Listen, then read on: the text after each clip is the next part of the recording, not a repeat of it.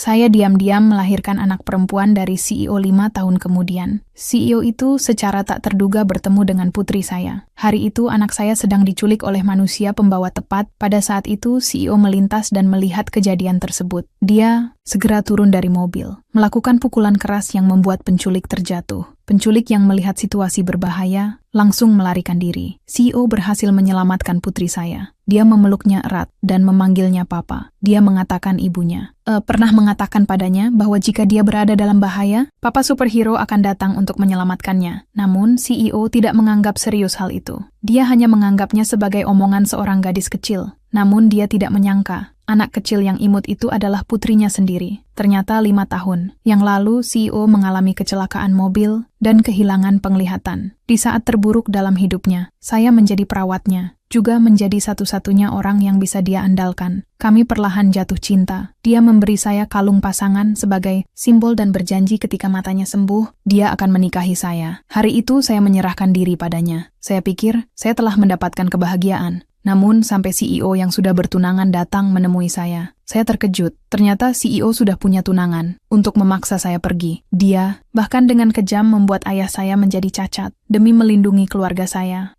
hanya bisa memilih untuk menghilang dari dunia.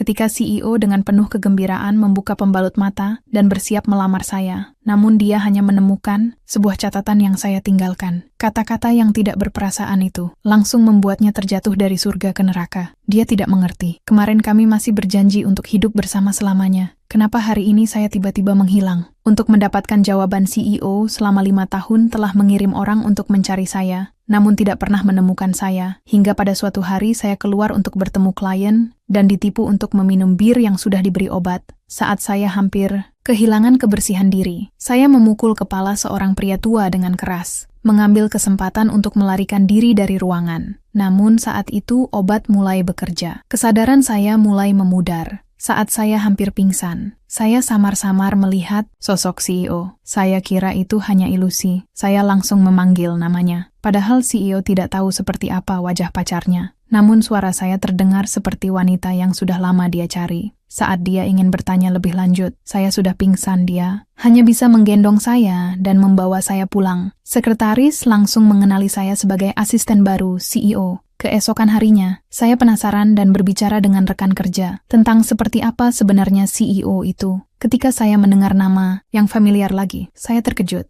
Kenangan lama kembali muncul dalam pikiran. Saya telah menghindar dari dia selama 5 tahun. Namun saya tidak menyangka, sekarang CEO malah menjadi atasan saya, memikirkan bahwa dia akan menikahi tunangannya.